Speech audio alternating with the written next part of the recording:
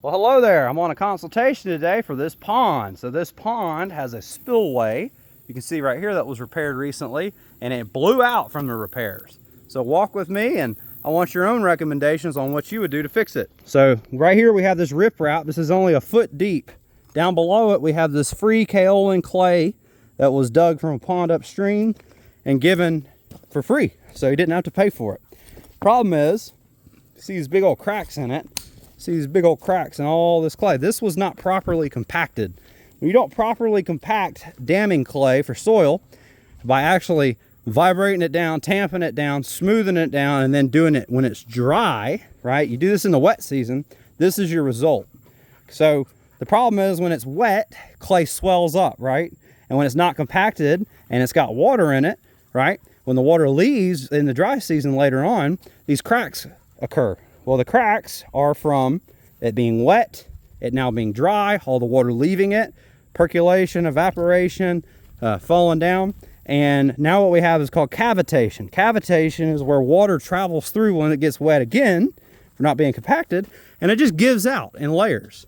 So as you can see, you got two different materials to work with. You have kaolin clay, which is this white, rich clay, comes from deep in the earth, about 7 foot and below. Then you have red clay, and this red clay has a lot of limestone in it. It's real chunky clay with a lot of that yellow bit in it. Okay, that is what we call a percolatory rock. It has water seepage through the substrate, so water goes through it, not around it. Now something like quartz rock, water does not go through quartz, it goes around it. Now it might find little cracks in it, but that stuff there has water go through it. So if you see the big old cavitation, let me zoom in for you. That big old crack right there shows me that that was never compacted. That's the original soil up here.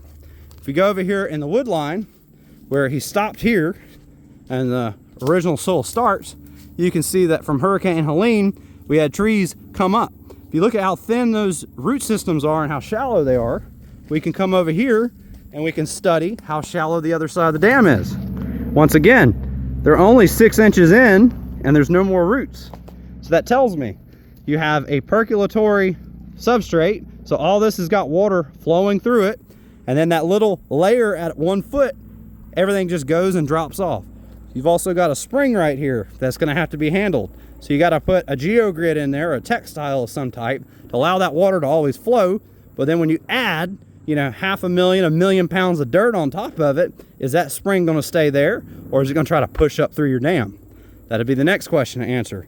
Once that's handled, all these trees need to be removed, and I'm saying from 10 foot out around the dam, all this, because those are leverage points where that tree, as it blows in the wind, it has leverage and it takes a chunk of dirt with it, and then that crack forms. And the next time it rains, that gives out, then that gives out. And the next thing you know, you'll be doing it all over again. But in my opinion, 25 grand would cover a concrete spillway, 3 pipes here, 6 inches below flush with the top of that pond. Okay, I would have water always coming out of one pipe, and then I would have it poured concrete down a slope. I would have some kind of brick retaining wall, double block with rebar, with anchors drilled in the ground, poured slab concrete inside of your blocks. I would have some kind of wall with concrete going over the back of it into a gentle slope. And that right there would be a good job. But the problem we're running into is cavitation. You've got 2 different substrates. You got no compaction. This was poorly done at a price of 15 grand for 18 loads of dirt. And in my opinion, this was not properly done. So you have a lot of work to do with tree removal. You've got work to do with bringing dirt in. You've got masonry work to do to stabilize these hills. And what are your opinions? What are your thoughts on it? Because doing this again, our client can't afford it. And who the hell wants to spend 45 grand on a pond he doesn't even get to enjoy because he's worried about water causing his neighbor's house down the way to be flooded out? So what are your thoughts? And we'll see you later, the American Forester. Bye.